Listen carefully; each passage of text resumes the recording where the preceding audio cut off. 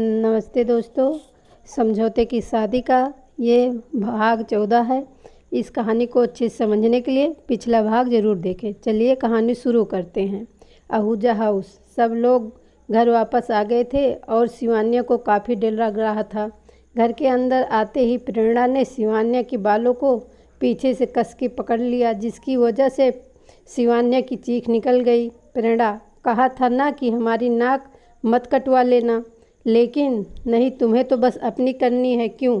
शिवान्या, माँ, मुझे बहुत दर्द हो रहा है, छोड़ दीजिए मुझे प्लीज़ माँ, वो दर्द भरी आवाज़ में बोली। प्रेरणा, मैंने तुम्हें पहले ही कहा था कि कोई गड़बड़ नहीं होनी चाहिए, लेकिन फिर भी तुम्हें मेरी बात सुनाई नहीं देती, तो मैं क्यों तुम्हारी बात सुनूं? उसने गुस्से में कहा। आकाश, प्रेरणा जाने दो उसे। प्रेरणा, पर आकाश, रात बहुत हो गई है, बाकी बातें कर लेना। इतना कहकर वो वहाँ से अपने कमरे में चले गए। प्रेरणा ने शिवान्या के बालों को छोड़ दिया और फिर वो भी वहाँ से चली गई। अब वहाँ सिर्फ शिवान्या और रिधमा ही थे। रिधमा, अगर आगे से कुछ भी किया ना तुमने तो फिर डैड भी तुम्हें बचा नहीं पाएंगे। इतना बोलकर वो भी अपने कमरे में चली गई। शिवान्या भी अपने कमरे में आई।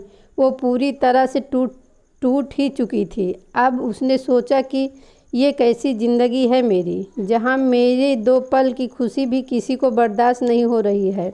आखिर गलती क्या है मेरी? उसने अपनी माँ की तस्वीर की तरफ देखते हुए कहा, माँ, क्यों आप मुझे यहाँ अकेले छोड़कर चले गए? मुझे भी अपने साथ क्यों लेकर नहीं गई? क्यों, आखिर क्यों? वो अब रोने लगी थी, लेकिन कोई ऐसा नहीं था जो उसे संभाल सके, जिसे वो अपने दिल की सारी बात बता सके। रोते रोते कब उसकी आंख लग गई उसे पता ही नहीं चला। अगले दिन वो बिना किसी से कुछ कहे और बिना खाना खाए अपने घर से हॉस्पिटल के लिए निकल गई। Sunshine cafe. अक्षित और तनु कैफ़े में बैठकर कॉफ़ी पी रहे थे। अक्षित, तो बताओ मिस एग्रीवर्ड, ऐसी कौन सी बात है जिसके लिए तुमने मुझे यहाँ बुलाया है? तनु, पहले तो तुम मुझे ये एग्रीवर्ड बुलाना बंद करो, उसने थोड़ा चिढ़ते हुए कहा। अक्षित, तो तुमने भी मुझे यहाँ ये कहने के लिए बुलाया है? तनु, नहीं, पर अगर तुम मुझे एग्रीवर्ड बुलाना बंद करोगे तो ही मैं तुम्हें बताऊंगी। उसकी बात सुनकर अक्षित अपनी जगह से खड़ा हुआ और उठकर जाने को हुआ, तभी तनु ने उसका हाथ पकड़ लिया। तनु, कहाँ जा रहे हो? अक्षित, तुमने ही तो कहा कि अगर मैं तुम्हें एग्रीवर्ड नहीं कहूँगा तो तुम ही मुझे बात बताओगी, और मुझे नहीं लगता कि मुझे अब अपना टाइम वेस्ट करना चाहिए, क्योंकि जवाब तो तुम्हें पता ही है।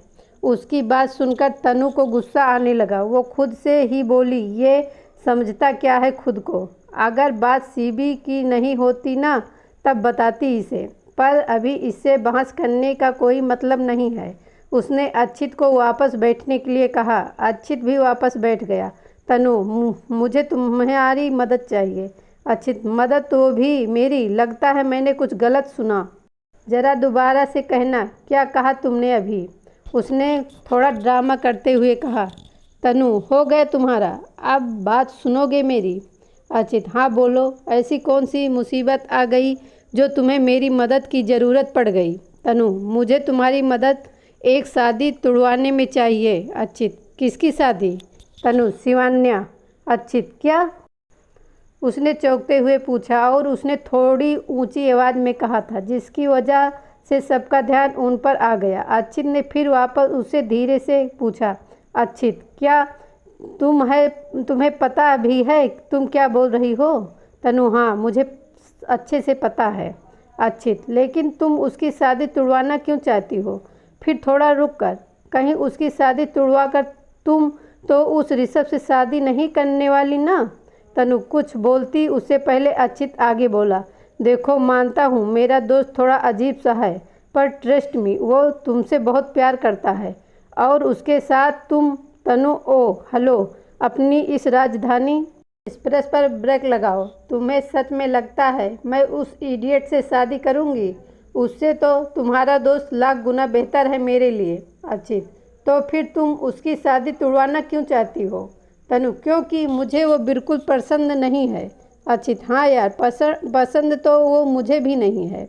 तनु और ऐसा नहीं कि मुझे वो पसंद नहीं इसलिए मैं ये शादी रुकवाना चाहती हूँ, पर इसलिए भी कि मुझे ऐसा लगता है कि मैंने जो उसे थप्पड़ मारा था उसका बदला लेने के लिए वो शिवान्या से शादी कर रहा है। इसलिए मैं चाहती हूँ कि तुम मेरी मदद करो इस शादी को रोकने में।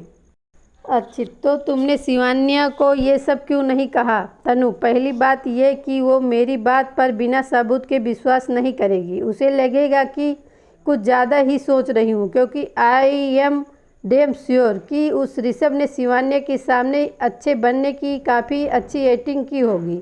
और दूसरी बात कि एक बार के लिए वो मेरी बात पर विश्वास कर भी ले फिर भी वो शादी करेगी, सब कुछ जानने के बाद भी। अचित, क्यों ऐसा क्यों करेगी? तनु, क्योंकि वो कभी अपनी फैमिली अगेंस्ट नहीं जाएगी और मुझे नहीं लगता कि उसकी फैमिली उसकी बात मानेगी। अचित, तुम अंश से भी तो बात कर सकती थी इस बारे में। तनु, तुम्हें लगता है कि वो मानता इसके लिए? अचित ने अपना सर ना में हिला दिया। तनु, और वैसे भी अगर मैं उसे इस बारे में बताती तो वो मदद करने के बजाय मुझे भी कुछ करने नहीं देता, और तुम भी उसे कुछ मत बताना। अचित, हाँ ये तो सही कहा तुमने, वो मदद तो बिल्कुल नहीं करता, और डोंट वेरी उसे कुछ नहीं बताऊंगा। तनु, तो तुम मदद करने को तैयार हो, राइट? अचित ने कुछ देर सोचा फिर बोला, ठीक है मैं तैयार हूँ, बोलो क्या करना है। तनु, अभी तक कुछ सोचा नहीं है, पर कुछ प्लान तो बना ही लेंगे। अचित, ओके, तो जब कुछ प्लान बन जाए तो बता देना, अगर मुझे कोई आइडिया मिला तो मैं भी तुम्हें बता दूंगा। तनु, ठीक है। अचित, देखो मुझे ये एक मिशन जैसे लग रहा है, मैं क्या कहता हूँ इसका कुछ नाम रखते हैं। अचित, वैसे शिवान्या का फेवरेट कलर कौन सा है? तनु, वाइट। क्यों? अचित, तो इस मिशन का नाम मिशन वाइट नहीं, इससे अच्छा स्नो वाइट रखते हैं। व्हाट से? तनु, डन। फिर कुछ देर और बात करने के बाद दोनों वहाँ से चले गए। ऐसे ही दिन काफ़ी अच्छे से बीत रहे थे। अचित और रिधमा काफ़ी बार डेट पर भी जाते थे और रिधमा उसके साथ जितना हो सके उतना अच्छे बनने की कोशिश करती थी। शिवान्या अब काफ़ी चुपचाप रहने लगी थी। वो अंश और तनु से भी ज़्यादा बात नहीं करती थी, जिसकी वजह से अंश और तनु को उसके लिए चिंता हो रही थी। आहूजा हाउस। शिवान्या हॉस्पिटल से वापस घर आ गई थी। वो अपने कमरे में थी, तभी उसके पापा ने उसे बुलाया। वो कमरे से बाहर लिविंग रूम में आ गई। शिवान्या, पापा आपने बुलाया मुझे? आकाश, हाँ, हमें कल ही जोधपुर के लिए निकलना है, रिधमा और अचित की शादी के लिए। शिवान्या, जी। शिवान्या इतने कहकर वापस अपने कमरे में आ गई और अपनी पैकिंग शुरू कर दी। वो खुद से ही बोली, अब जोधपुर जाकर शायद मेरी लाइफ में थोड़ी खुशी आ जाए तो अच्छा है। इतना बोलकर वो वापस पैकिंग करने में लग गई। अगले दिन सब लोग जोधपुर के लिए निकल गए। जोधपुर में उन्होंने एक प्लेस बुक करवाया था, सब लोग वहीं रुकने वाले थे। सब लोग अपने कमरे में आराम करने के लिए चले गए। शादी की सारी रस्में कुछ दिनों बाद से शुरू होने वाली थी, तो इसलिए सभी लोगों ने इस बीच जोधपुर में घूमने का सोचा। अगले दिन, तनु, सीवी जल्दी चल, सब हमारा वेट कर रहे हैं। शिवान्या, हाँ आ रही हूँ।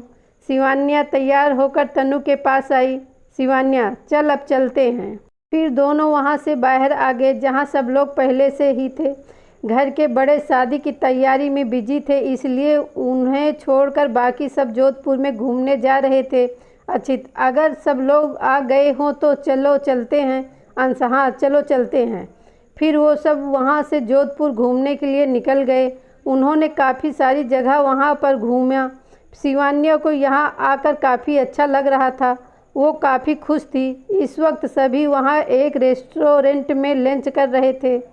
बिहान, मुझे तो पता ही नहीं था कि यहाँ इतना सब कुछ होगा देखने के लिए। मिस्का, अरे भाई अभी तो और भी बहुत अच्छे हैं देखने के लिए। मैंने इंटरनेट पर काफ़ी पढ़ा है इसके बारे में, और वो सब कुछ देखने के लिए तो मैं बहुत एक्साइटेड हूँ। तनु, हाँ, और यहाँ का लोकल मार्केट भी बहुत अच्छा है, हम लोग वहाँ भी जाएंगे शॉपिंग के लिए। मिस्का, डन। अंश, शॉपिंग? अरे तुम तो 2 सूटकेस भर के कपड़ा लाई हो, अब और क्या लेना है तुम्हें? अंश की बात सुनकर तनु ने उसे घूर कर देखा और वो चुप हो गया और बाकी सब उन्हें देखकर हंसने लगे। अच्छी छोड़ ना ब्रो, इनकी शॉपिंग ये जाने हमें क्या, हम थोड़ी जाने वाले हैं इनके साथ। तनु ओ हेलो, क्या मतलब तुम लोग नहीं आओगे? अंश सही तो कह रहा है, ये हमारा वहाँ क्या काम? तनु अरे तो हमारे सारे शॉपिंग बैग्स कौन उठाएगा? अच्छी तुम्हें क्या हम कुली लगते हैं? तनु तुम लोग हमारे लिए इतना भी नहीं कर सकते? वो ड्रामा करते हुए बोली। इस तरह ड्रामा करते देख अक्षित ने कहा, अपनी बात मनवाने का ये अच्छा तरीका है। तनु जो हमेशा काम करता है मुझे पता है, पर अभी जल्दी लंच ख़त्म करते हैं, फिर और जगह भी जाना है। सबने अपना सर हिला दिया और सब अपना खाना ख़त्म करने लगे। फिर वो वहाँ से और जगह घूमने के लिए निकल गए। ऐसे ही पूरा दिन घूमने के बाद शाम को वो वापस होटल में आ गए। उसके बाद दोनों फैमिली ने साथ में ही डिनर किया। इस वक्त सभी अपने कमरे में थे। शिवान्या अपने कमरे में थी। वो काफ़ी खुश थी क्योंकि इतने दिनों बाद वो कहीं बाहर आई थी। वो कल कहाँ घूमने जाएगी उसके बारे में ही सोच रही थी। तभी किसी ने उसके कमरे के दरवाजे पर नॉक किया। शिवान्या अपने बेड पर से उठी और दरवाज़ा खोलने के लिए गई। उसने दरवाज़ा खोला और सामने रिद्धिमा को देखकर हैरान हो गई। रिद्धिमा बिना कुछ बोले अंदर आ गई और आकर बेड पर बैठ गई। शिवान्या उसके सामने खड़ी रही। शिवान्या तुम्हें कुछ चाहिए? रिद्धिमा 2 पल की शांति चाहिए, दे सकती हो? शिवान्या तुम ऐसा? रिद्धिमा कल तुम हमारे साथ नहीं जाओगी, तुम यहीं पर रहोगी। शिवान्या पर क्यों? रिद्धिमा मैंने कह दिया सो कह दिया, उन लोगों को कैसे मना करना है वो तुम जानो। इतना बोलकर वो बेड से उठी और वहाँ से चली गई। शिवान्या ने जो कि कल की सारी प्लानिंग की थी वो एक झटके में ख़त्म हो गई। वो खुद पर हंसते हुए बोली, मैं भी पागल हूँ जो ये सोच रही थी कि शायद अब मेरी लाइफ में सब अच्छा होगा, पर मैं ये भूल गई थी कि मेरी लाइफ मेरी ही है। कहा जो ये सब कहते हैं वैसा करना होता है। बिना कुछ कहे बिना कुछ पूछे वो खुद को कोस कर वापस बेड पर लेट गई। कुछ देर के बाद उसे नींद आ गई और वो सो गई। अगले दिन अच्छी सब लोग आ गए ना? अंश वैसे तो आ गए हैं, बस सीबी नहीं आई अभी तक। तनु मैं जाकर देखती हूँ। तनु वहाँ से चली गई। उसे गए काफ़ी टाइम हो गया था लेकिन वो अभी तक नहीं आई थी। अंश अपनी घड़ी में देखते हुए बोला, इसे इतनी देर क्यों लग रही है? कहीं उसके साथ बैठकर गप्पे तो नहीं मारने लगी? अचित या फिर कहीं किसी से पंगा ना ले लिया हो? वैसे भी है तो वो एक अग्रीबर्ड ही हो ना हो। मुझे लगता है कि पक्का उसने किसी से पंगा ले लिया होगा। अंश मैं देख कर आता हूँ। वो अभी जाने ही वाला था तभी उसे सामने से तनु आती हुई दिखी, पर वो अकेले ही आ रही थी। अंश तनु इतनी देर क्यों हो गई तुम्हें आने में, और सीबी कहाँ है? तनु वो नहीं आ रही है, उसने उदास होकर कहा। अचित क्यों, क्या हुआ? तनु उसने कहा उसकी तबीयत खराब है और वो रेस्ट करना चाहती है। ऐसे अचानक उसकी तबीयत कैसे खराब हो गई? मैं देख कर आता हूँ उसे। तनु नहीं रहने दो, वो अभी किसी से मिलना नहीं चाहती और उसने ये भी कहा है कि हम उसकी टेंशन ना लें और अच्छे से घूम कर आएँ। अंश पर तनु उसने मुझे कसम दी है कि कोई उसकी वजह से प्लान कैंसिल ना करे। उसकी बात सुनकर किसी ने कुछ नहीं कहा और सब वहाँ से निकल गए। रिद्धिमा मन ही मन काफ़ी खुश हुई। ऐसे ही सब लोग घूम कर शाम को वापस आ गए और रात को डिनर करके अपने कमरे में चले गए। शिवान्या आज पूरे दिन अपने कमरे में ही रही। मिश्का ने अपने पेरेंट्स को शिवान्या के बारे में बता दिया था, इसलिए वो दोपहर में उससे मिलने उसके कमरे में गए थे। उसने अपना डिनर भी अपने रूम में ही किया था। सोने से पहले सब लोग उसकी तबीयत के बारे में पूछने आए थे और शिवान्या ने सबको यही कहा कि वो अब ठीक है। तो दोस्तों आज का भाग यही ख़त्म होता है। अगला भाग सुनने के लिए हमारे चैनल को सब्सक्राइब करें।